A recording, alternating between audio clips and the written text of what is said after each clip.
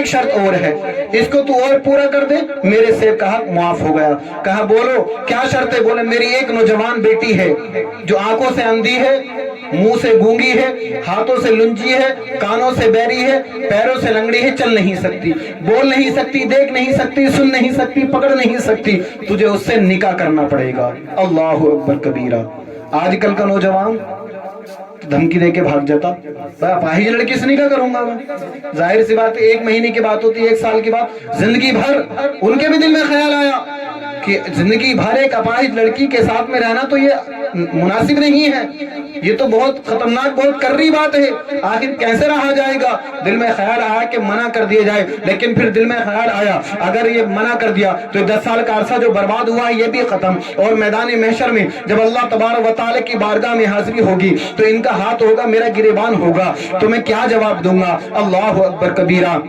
اللہ کا خوف طاری ہوا اور آپ تیار ہو گئے، بولے ٹھیک ہے میں آپ کی اپاہج لڑکی سے نکاح کرنے کے لیے تیار ہوں۔ اللہ اکبر کبیرہ۔ نکاح ہو جاتا ہے، نکاح ہونے کے بعد جیسے ہی آپ اپنی بیوی کے کمرے میں جاتے ہیں تو کیا دیکھتے ہیں؟ جیسے 14ویں رات کا چاند، بڑی خوبصورت نوجوان لڑکی بڑے بہترین انداز میں قرآن پاک کی تلاوت کر رہی ہے، سبحان اللہ۔ قرآن پاک رکھا ہوا ہے، اپنے ہاتھ رکھے ہوئے ہیں اور بڑی بہترین انداز سے اس کی تلاوت کر رہی ہیں۔ آپ دیکھتے ہیں، دیکھنے کے بعد آنکھیں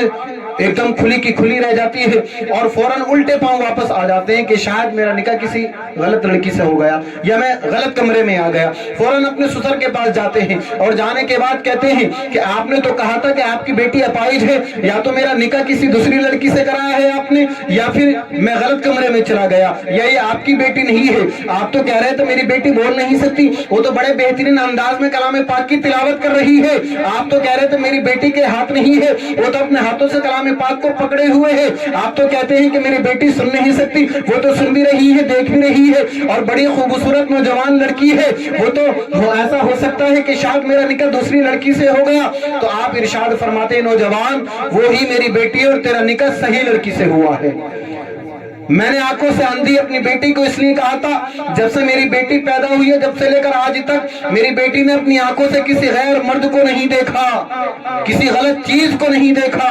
اور کانوں سے بہرا میں نے اپنی بیٹی کو اس لیے کہا تھا کہ جب سے میری بیٹی پیدا ہوئی ہے جب سے لے کر آج تک اپنے کانوں سے کوئی غلط الفاظ نہیں سنے۔ منہ سے میں نے اس لیے گونگی کہا اپنی بیٹی کو، جب سے میری بیٹی پیدا ہوئی ہے جب سے لے کر آج تک میری بیٹی نے اپنی زبان سے کوئی غلط الفاظ نہیں نکالے۔ ہاتھوں سے میں نے اپنی بیٹی کو ٹنٹی اس لیے کہا کہ جب سے میری بیٹی پیدا ہوئی ہے جب سے لے کر آج تک اپنے ہاتھوں سے غلط کام نہیں کیا۔ پیروں سے لنگڑی میں نے اس لیے کہا کہ جب سے میری بیٹی پیدا ہوئی ہے جب سے لے کر آج تک میری بیٹی نے اپنے پیروں سے غلط جگہ پر چل کر نہیں گئی،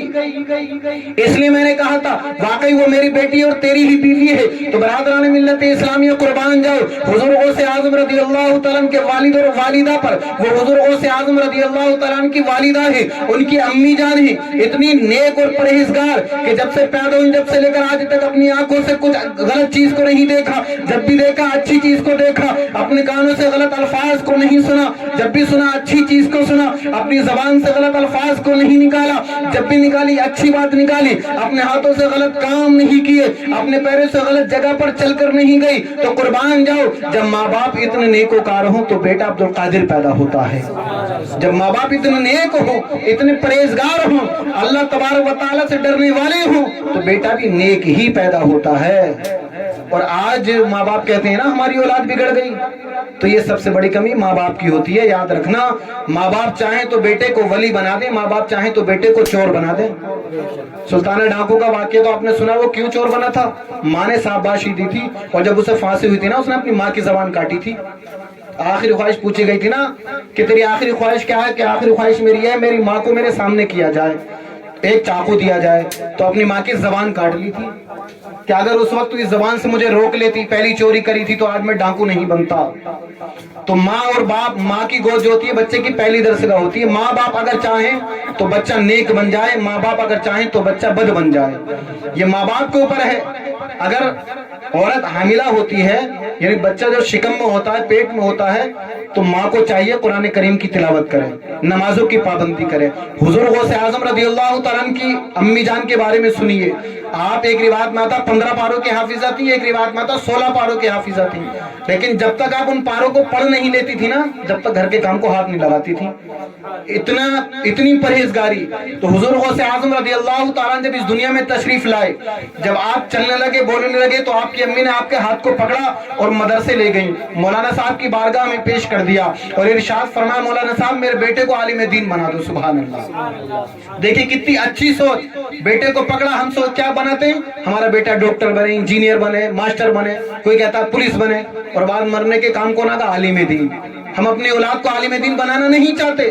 حضور غوث اعظم رضی اللہ تعالیٰ کی والدہ نے بیٹے کو پکڑنے کے بعد مولانا صاحب کی بارگاہ میں پیش کر دیا کہ مولانا صاحب میرے بیٹے کو عالم دین بنا دو بیٹے کو بٹھالا مولانا صاحب نے کہا بہت اچھی بات ہے پڑھو بیٹا اعوذ باللہ من الشیطان الرجیم بسم اللہ الرحمن الرحیم حضور غوث اعظم خاموش بیٹھے ہیں پڑھتے نہیں دوسری مرتبہ کہا بیٹا پڑھو پڑھتے کیوں نہیں آپ نہیں پڑھتے تیسری مرتبہ کہا بیٹا پڑھو پڑھتے کیوں نہیں آپ نہیں پڑھتے تو استاد کہتے ہیں بیٹا تم پڑھتے کیوں نہیں آخر ماجرا کیا ہے آخر راز کیا ہے اس میں وجہ تو بتاؤ وجہ کیا ہے تو آپ ارشاد فرماتے ہیں مولانا صاحب میں پڑھوں کیا یہ تو میرا سب پڑھا پڑھایا ہے مجھے پڑھایا سبق آپ پڑھا رہے ہیں وہ سبق پڑھاؤ جو میں نے پڑھا نہیں ہے سبحان اللہ ابھی چھوٹے سے بچے ہیں حضور غوث اعظم رضی اللہ تعالیٰ عنہ کی جب یہ بات مولانا صاحب نے سنی تو حیران رہ گئے ارشاد فرمایا بیٹا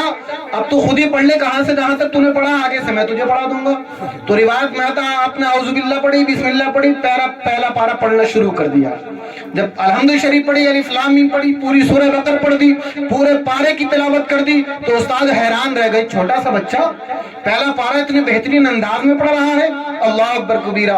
آپ کو وہ جو مولانا صاحب نے آنکھیں کھلی کی کھلی رہ گئی اتنا بہترین انداز میں چھوٹا سا بچہ پورا پارا پڑھ دیا تو کیا دیکھتے ہیں دوسرا پارا شروع کر دیا وہ بھی پورا پڑھ دیا تیسرا پارا شروع کر دیا وہ بھی پورا پڑھ دیا چوتھا شروع کرا وہ بھی پورا پڑھ دیا روایت میں آتا ہے 16 پارے ایسے ہی تلاوت کر دیے بیٹھے بیٹھے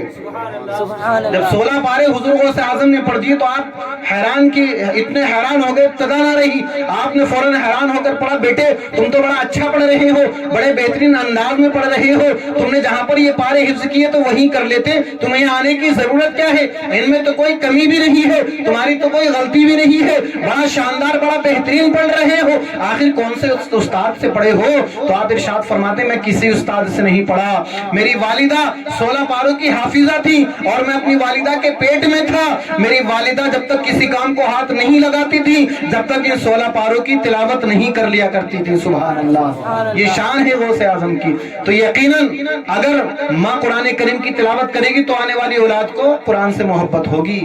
آج جو آنے والی اولاد نا پیدا ہوتی موبائل ہاتھ میں لے کے گانا شروع کر دیتے ہیں یہ ماؤں کی کمی ہوتی ہے سب سے بڑی حاملہ ہونے کے بعد میں موبائل لیا گانے سن کے لیٹ گانے سن نہیں ہے ان کو چاہیے کہ نمازوں کی پابندی کریں قرآن کریم کی تلاوت کریں اللہ تبارک و تعالیٰ کا خوب ذکر کریں تو انشاءاللہ آنے والی اولاد لڑکی ہو یا لڑکا ہو ایسا ہی ہوگا جو اللہ کا ذکر کرنے والا ہوگا جو نمازوں سے محبت کرنے والا ہوگا جو قرآن کریم کی تلاوت کرنے والا ہوگا یقین نہ ہو تو آزما کر کے دیکھ لینا سب سے بڑی کمی معاشرے میں ماں باپ کی ہے ماں باپ ہی اپنی اولاد کو بگاڑتے ہیں جب پھول بگڑ جاتی ہے تو پھر اماموں کو پریشان کرتے ہیں کہ امام صاحب کوئی تعویذ دے دو ہمارا بچہ ہمارا کہنا نہیں مان رہا کہنا کیسے مانے گا جب اس کو اچھی طرح سے جب اس کو یہ جو بچپن کا دور ہوتا نا ملائم لکڑی ہوتی ہے جس کو بولتے ہیں جیسے تیر کمان ہوتا ملائم لکڑی کسی بھی طرف کو موڑ لو جیسے ہم موڑیں گے ویسی مڑ جائے گی لیکن جب لکڑی سوکھ جاتی ہے نا تو مڑتی نہیں ٹوٹ جاتی ہے تو وہی بچپن کا حال ہے بچپن کا حال یہ ہوتا بچے کو جیسا تم بناؤ ویسا بن جائے گا اور ایک بار جب وہ بن گیا نا تو پھر سدھرنے والا نہیں کسی کے باپ سے نہیں سدھر سکتا ایک بار جب ہمارا بچہ بگڑ گیا تو بچپن سے ہی اسے اچھی تعلیم دو دین کی تعلیم دو دین کی تعلیم ایسی تعلیم ہے اگر ہم اسکولوں کی تعلیم دیں گے نا ہمارے مرنے کے بعد اسکولوں کی کتابیں پڑھ کے نہیں بخشے گا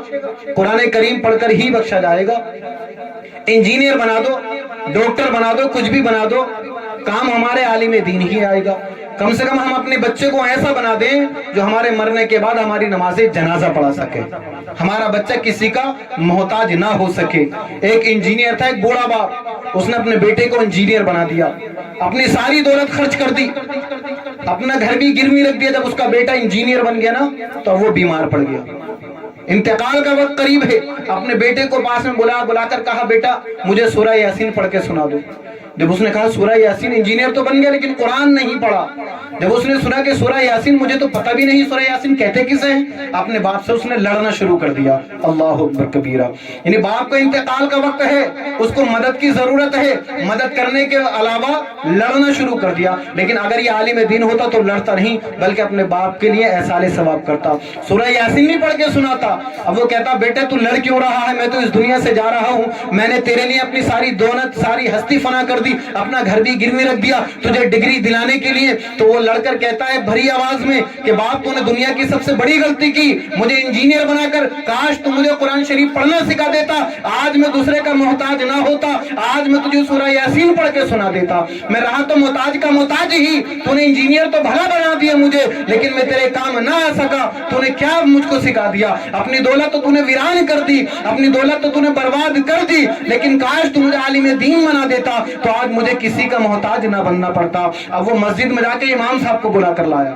کام کون آیا؟ امام. انجینئر بن گیا وہ, بھلے سے 1 لاکھ روپے کما لے مہینے کے, لیکن اپنے باپ کے کام نہیں آ سکا. تو کیا فائدہ ایسی کمائی کی, کیا فائدہ ایسی ڈگری کی جو ڈگری ہمارے ماں باپ کے کام نہ آ سکے.